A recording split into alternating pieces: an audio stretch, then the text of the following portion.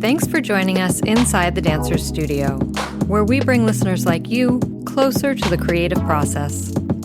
Inside the Dancer's Studio is a program of the National Center for Choreography in Akron, Ohio.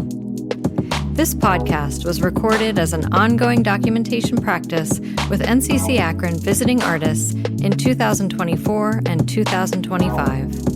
In this episode, NCCAkron's Executive Artistic Director, Christy Bolingbroke, enters the studio with Evanston, Illinois-based interdisciplinary dance artist Joe Bowie. Bowie uses autoethnography to unlock narratives that layer the past, present, and future as archival choreographic methods. His creative and scholarly research convenes at the intersection of Blackness, queerness, and Black joy. Bowie danced professionally for over 25 years with the Paul Taylor Dance Company and the Mark Morris Dance Group before prioritizing his own work as a dance maker. Bowie received his MFA in dance with a graduate minor in queer studies from the University of Illinois Urbana-Champaign. Full disclosure, friends, Joe and I have a previous working relationship. When he was dancing in the Mark Morris Dance Group, I was working as their director of marketing. And so it's been such a treat to get to reconnect with you. I first met you as a dancer. I'm really curious, how or when did you start to claim the term choreographer?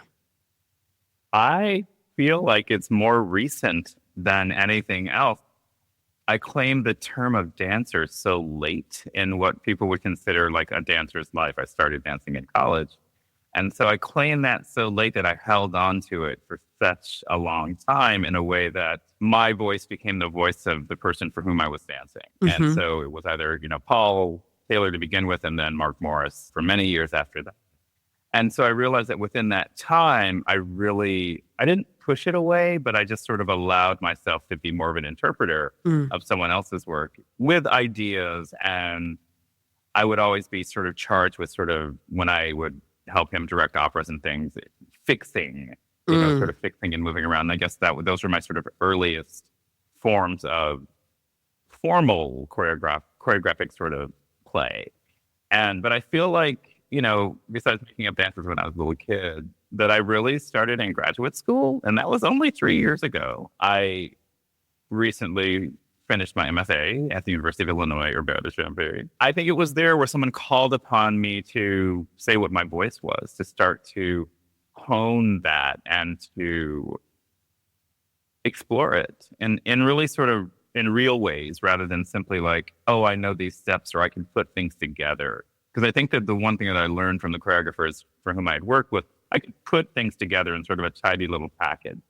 But that package, though it was a part of me, was not necessarily what I was interested in saying. I love to say things and I love to write. And so as those things became more evident, I think that my movement style, my movement choices became sort of surfaced in a beautiful way, and they kind of started to foreground. And my process, at least, sort of in a nascent way, became sort of more available to me. And I was just like, you know what? I am making a piece. It took a long time to claim that term though. I mean, it felt so big. Yeah. It felt like such a big term. I felt behind because I had been dancing and people had been making pieces. And I think for many people, it felt sort of natural to be creating all within that. And I was reading, writing, baking a lot, And so it seemed like something that was almost unattainable. In a way, I placed it far, far away from me. And so as I started to sort of move in on it and say that it was mine and have people ask me to make things or to research things and to begin working out a process, I feel like it's like 3, maybe 4 years old. Yeah. In an actual claiming way that wasn't based on anyone else but me. And that's exactly what we're going to unpack as part of this. Because I know of your love for language and words, I want to ask you, how do you name a dance? Knowing your entry point is often through language, and it's one of your specialities. We know the power of naming. We know the power of naming. it often just comes to me. I don't mean to say like sort of this, like I'm whoa, just waiting for this inspiration, but kind of. I sometimes have a name in mind or what I'm feeling as a thing even before I get into the studio. And I guess because one of my primary forms of research is narrative and storytelling. And so there's always a story that comes to mind, and there's something within that somehow encompasses everything. It's like, these are the things that my thesis project was called Shake, Spill, Kiki. And these are kind of the things that I wanted to do in the piece. I wanted to shake things up. I wanted to spill a little bit of tea, and I wanted us to laugh and have fun, have a kiki. And so when I take things and sort of move them around, it kind of becomes like, what story am I telling right now? And that sort of really informs for me what the piece is going to be called. Sometimes it comes later. I started working on this piece recently, and I started calling it Don't Go There. And it was about ballet narratives and the stories of training stories. I had my students write their training stories for me last quarter. And some of them were really heartbreaking here, because I started dancing so much later, to hear things that were said to them as children and stuff. And I was just like, oh, who says that? A lot of people. Yeah. Yeah. And so I was like, are these things that we should be discussing? I don't want to trigger or traumatize, but those things are still there. And I still think that those types of training, though there's better language for it or more sort of guideposts in place now, I still think those things still exist. We don't know what happens in studios or in those spaces unless someone shares it. So it was like, don't go there was this thing. It's like, are we ready to go there to discuss these things? And I'm not a ballet dancer and did not start as a kid, but I have been in unfortunately, some quite abusive spaces, depending on the time. And so I was thinking about it. And then this week I had a thing. I said, I want to call it Who's in Charge?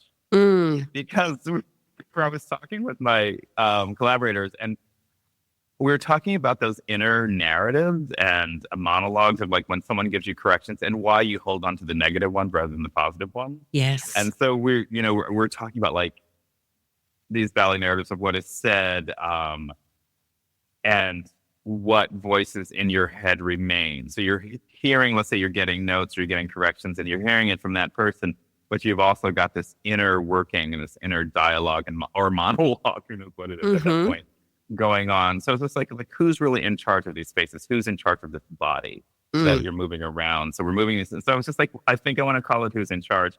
And there's just three of them. And so they're moving around with each other as well. And mostly in concert, but like someone leading or someone pulling. And I wanted to sort of play with that pull.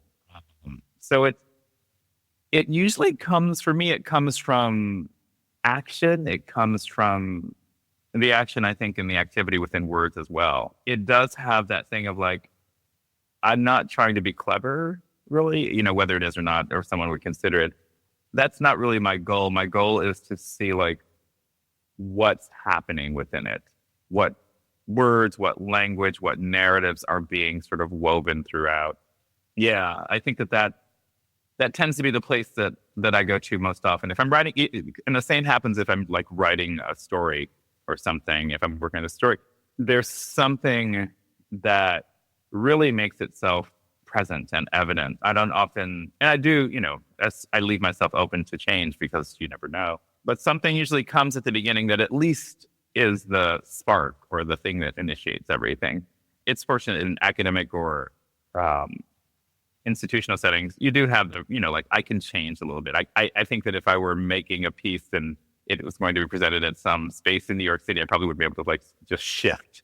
I don't know, because I haven't ever done that really, or have just a little bit. But I feel like this allows me that space because we have, at least here, most of the things that we're working on are very sort of research-oriented and process-oriented and meant to be. And so the other night it was just like, what would happen if I changed the name? Hearing you talk about it reminds me to also remind to our listeners that the creative process is not a linear path.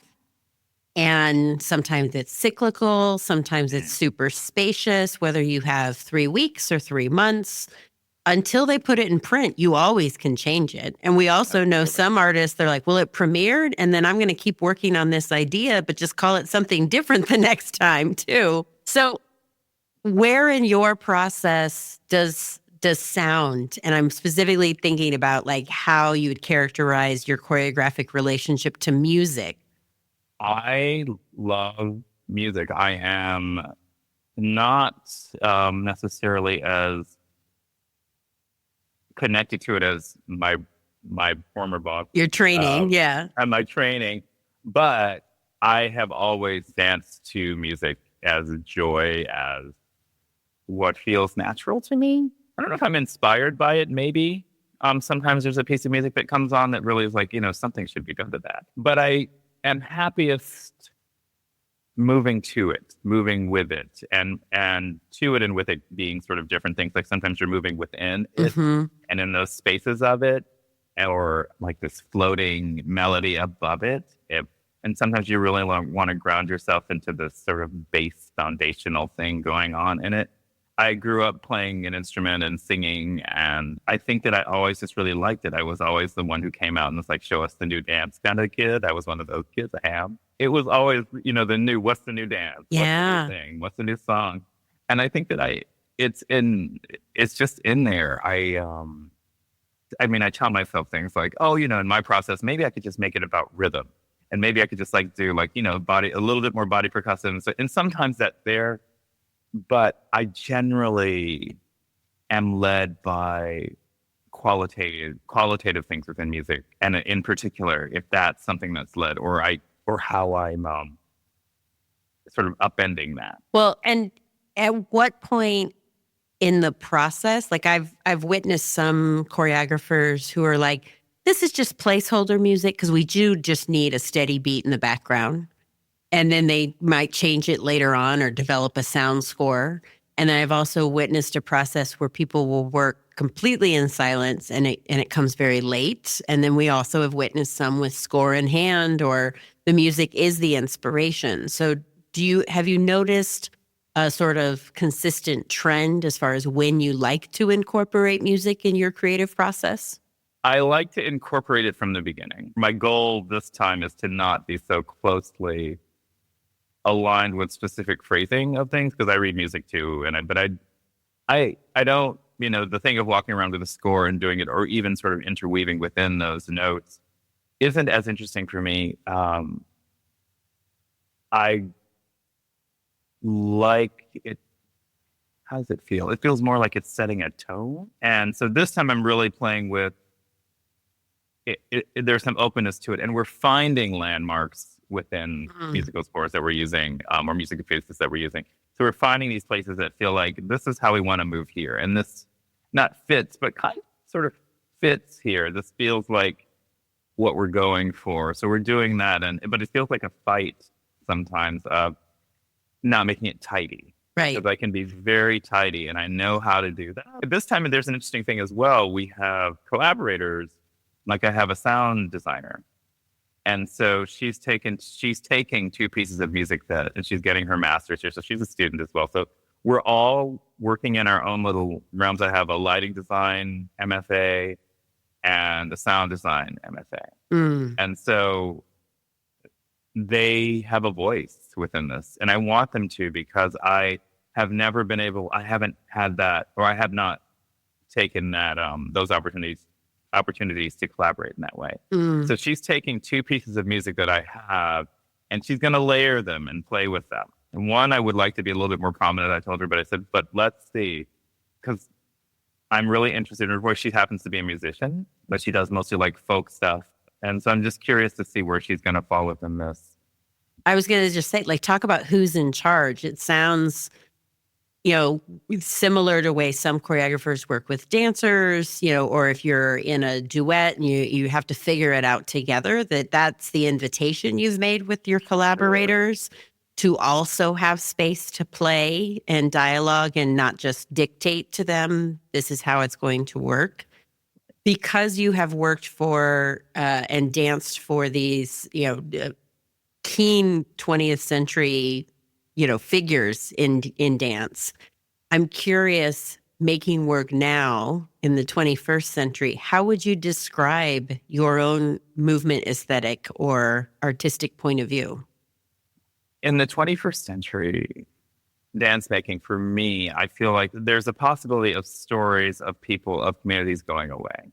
There's a possibility of, we're watching it now. It's like if you take things away and far enough away from now, we're sort of dropping this pebble in and the ripples, and as you get farther and farther away, they have less resonance. And I feel compelled and that it's necessary for me to begin with these stories and physical and embodied stories living within me, how those need to be there, to be present. I'm led by this embodied storytelling, by these narratives that must exist because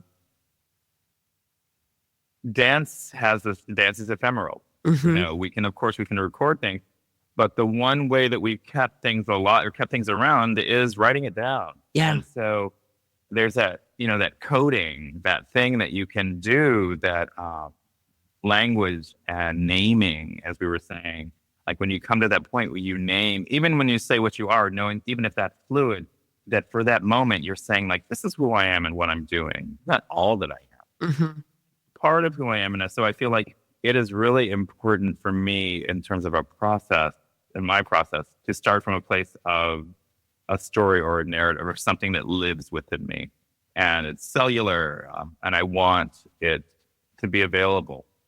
And not necessarily in this way of like, my story is the only one that needs to be told, this ego, I get to get this out.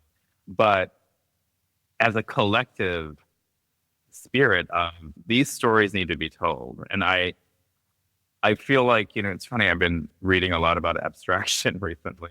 Miguel Gutierrez wrote this piece called "Is Abstraction Just for White People?" Because there's an expectation that happens when you are from a marginalized community to teach.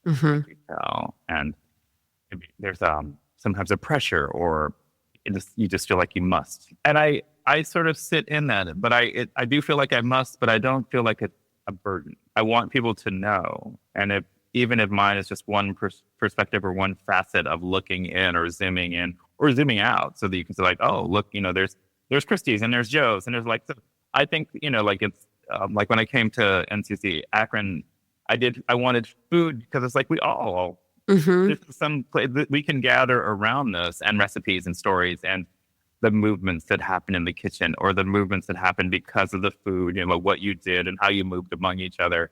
I feel like I am one ingredient in this lovely giant pot of soup, gumbo, whatever you want to call it. And I'm adding my spice and my roux and all these things. And then you come and you add yours, and other people come and add things. So when I'm in the studio with my collaborators, even, it's a different thing working with students than it is working with professional dancers. You have to say like, I would love, this is, what I'm thinking, but you also have to say like, here's what we can do. Here's what we can do. And like you said, like this beginning or this process, I'm glad we're thinking of it even in this performance, this like a process of things, because I would like to think about it later or on, or how it could become, like my thesis became a solo with some pushing, but it became a solo. And it was really important for me to do it as a solo, because then it was those things, those stories, exactly as my body remembered them. And it wasn't coming through someone else, which is, fabulous to be outside of it as well, but then to sort of embody it in the way that you remember it, and in those things that were, those nuances that were so important to you. And it's like you saw so-and-so over there talking about somebody else. So when I was like mothers in the church, I was all these people I remembered, and not having to necessarily explain that to someone who's 18 years old. Yeah. And, in a university setting, or being at clubs in the 90s when, I'm older than a lot of their parents. Well, I mean, I'm glad you brought it back to the club, because, hearing you talk about your artistic point of view and movement aesthetic, I'm reminded of what you said about being the little kid who would always say like, oh, this is the latest dance, right? That was you embodying a moment, a story that maybe has become oversimplified now, because It's Lady Gaga's Abracadabra. It's the latest thing that's gone viral in a small way. But the liveness of performance to be able to share those embodied stories so that they don't get erased, so that they don't disappear in the noise, that really came forward. And I was reminded of that. You brought up food. I'm always good for a food metaphor. Let's bring on the gumbo. Because some people, I have cooked with some folks who come from maybe more a straight STEM approach, a scientific approach. The recipe is gospel. They will not deviate from the recipe. It's like it is a science experiment. I feel you have found a similar way of curiosity and play. And I'm wondering, where do you find the opportunity to be creative in baking, and how is that the same or different in dance making? I've been curious about recently with baking in particular, and bread baking, because bread baking is built on 4 ingredients. And so there's a magical part of how they are manipulated, handled, temperatures and percentages that can change a flavor, that can change the speed of fermentation and how it moves, that can change the quality and the feel of the dough. And so I was thinking about that because I'm not a STEM person, but I am a sciencey. I do like the sort of precision. Everyone says, oh, baking is so precise. I think that that's a little bit, I think it's a little bit simplistic because I think that, we deal with what, like you were saying, like sometimes things turn out really well, other times they don't. There's failure. You learn just like if we're making a pot of gumbo and it's too salty, we can put cream, or we can do something that we can do. If I put too much salt into bread, it won't ferment. So we start again. Mm-hmm. And so there's this really cool thing about like, I can manipulate and deal with and touch and get something completely different to materialize from these 4 things. And I like that idea of starting simply and then having it become more complex as I move through it. For me, that's really creative. I mean, I think that over the years, I have, like, even when I write and things, I don't tend to sort of free write. I'm not very good at it. The sort of thing, like, I remember trying to do, like, The Artist's Way years ago, and the pages every day, and I would just sit right. It just wasn't me. But I can pull up a feeling and a situation, and I have a good memory, not good for now, but I can pull it up in a way that feels visceral. And when it's visceral, it's easy for me to write about. And when I do this thing, and when I'm baking, even if it's a recipe that's familiar to me, I still get the creativity is like this intuitive place. I still get someone's voice saying, that's enough orange zest. Even though the recipe calls for this amount, it's like, right. I want a little bit more, or a little bit more vanilla paste, or like all these things. It's like, and there's something that this knowing, and I don't know if it's because it's a practice and I've been doing it for a long time, or if it's just, if there are outside influences. I know there are ancestors. I get a lot of words and a lot of ideas from, I think, grandmother and great grandmother in particular, on my mom's side, maternal, but the creativity is intuition. It is knowing when to stop. Hearing you say that it's intuition, even when you were dancing and assisting, Mark on an opera or otherwise, and saying like you always knew how to put things together because you had also practiced, that wasn't like the first, invitation that he did your first day on the job. It was after years. I think what I'm hearing inside of this is practice, longevity, which I think also in our sort of like quick society turnover. Oh my God, I've been doing this for, 3 years and I'm nowhere so far. And you're like, oh my God, 3 years, we're just getting started. Right. And that's in ever fast changing times and managing our own personal expectations as well as others' expectations. It's a lot to build up that intuition to trust yourself. That's what I hear. Like, all right, I will give my hand another try at baking bread. I need to do better to trust myself. Okay. All right. Joe said so. You can always call him with questions because I love talking about bread. I wrote a dance score, a movement score for bread baking when I was in grad school because we did this transforming materiality and materials. So I taught my cohort how to mix and shape and scale and stuff. And then I baked it out. But, so we spent the entire day, like we started off in the studio and we had the rest of the day. So we stretched and folded it throughout the day. I would be in my seminar. I was like, who wants to do this? And so when I would teach them how to do it. And then I brought it home and shaped it and baked it off and brought it. We had toasts and butter and jam the next day. Amazing. With what they had made. And I wanted them to touch it. It was really interesting. Some people really don't like to touch food. And I mean, I'm generalizing, but I was amazed by the people who were eager to get their hands in and those who were not. They're like, you go right ahead. No, you go ahead. And you do that. They'll dance barefoot, but they wouldn't touch food? I don't think it was about making sense. Some people just don't like it. Like, I don't like sticky stuff on my hands. I don't, that sort of tactile thing. But I do believe that, like you said, it is a practice.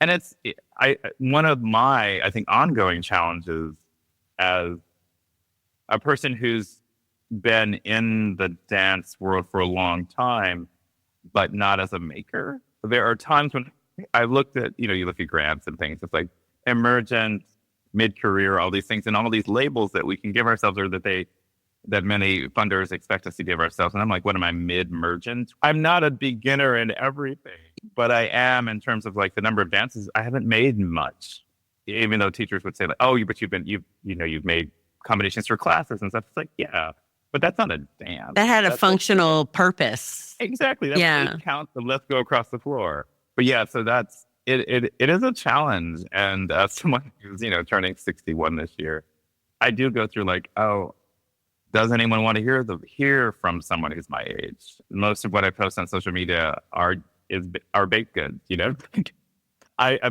rarely post. I don't push things forward as much as like a dear friend and former advisor from grad school who, like, come on, you like owning it.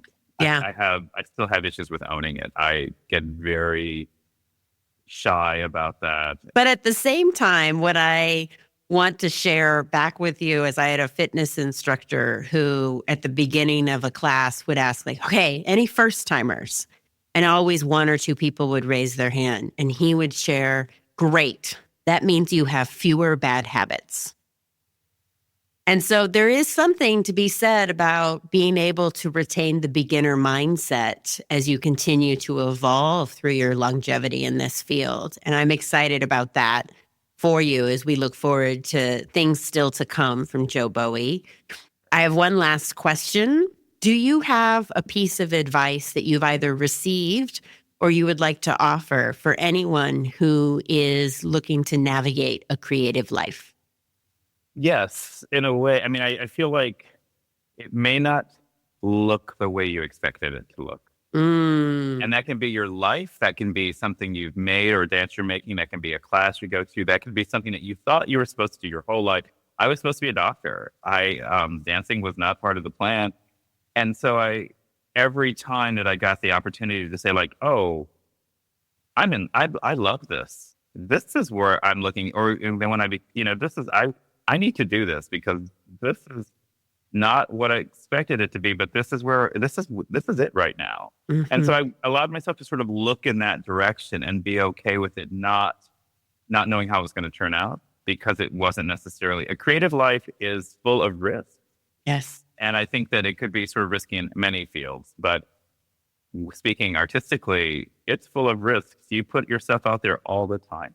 I wouldn't say you have to develop a thick skin, but I think you have to develop a very firm belief in the importance of what you're doing. And as I've said, even when I get really insecure, or I can still say, I still think these stories need to be told from my point of view. I just think it's not going to always turn out the way you expect. It's cliche to say, but I think there's truth. You learn more from failure. And the politics of failure and calling it failure is maybe just a misnomer, but it's an opportunity, like you were saying. This beginner's mindset means that everything that happens, even if it gets great reviews or not reviews or no one sees it or whatever, you still have this opportunity each time to begin again. And that's not always the case for most people. Not everyone gets to begin again. Some people don't know that they can. And the awareness as a creative mind that you are creating this every step of the way. You are creating this. And it's I don't know what people would say as an Eckhart Tolle. Is it something like, but I still believe that I take responsibility for my contribution. For young people, I would say take responsibility early. It's easy to look out and say, and especially in this very frontal world of social media where we're like looking out for likes and whatever, like how many times it be, how many followers I have, how many things. And so you start looking outside of yourself for validation when you turn all that off, if you ever do. This is the only thing that you actually have. And you're always moving from here. The other ones will not sustain you in the same way. This is the place from which you have to begin. And so you are creating this all the time. Creative spirit, creative mind, those things are always happening. They're fluid. You can't hold them. Mm-hmm. And that's exciting. It's scary and exciting. So I would just say, don't feel it's like feel the fear and do it anyway kind of thing. But kind of, I really like the idea of us just sitting in, I am doing this. I'm creating this. I will look forward and move forward with that as my goal, my mantra is that I'm in charge of this. Like, who's in charge? I'm actually in charge. Yeah. And you're in charge. Like and that's the wonderful thing is because when you come at it that way, then you learn to respect other people being in charge of their lives as well. Inside the Dancers Studio Conversation Series is produced by NCCAkron and supported in part by the University of Akron, the University of Akron Foundation, the Mary Schiller Myers Lecture Series in the Arts, and Audio-Technica, a global audio manufacturer with U.S. headquarters in Northeast Ohio. Our podcast program is produced by Lisa Niedermeyer of Handmade Future Studio. Rahsaan Cruz is our audio engineer, with transcription by Arushi Singh, theme music by Flaco Torres, and cover art by Micah Kraus. Special thanks to Laura Alicott, Sarah Durham, Christy Welter, Nikisha Moore-Dunson, and Dante Fields. To learn more about NCCAkron, please visit us online at nccakron.org and follow us on Instagram or Facebook at NCCAkron. We hope you enjoyed this episode, and we encourage you to subscribe on your favorite podcast streaming platform by searching for Inside the Dancers Studio. Thanks for listening, and stay curious.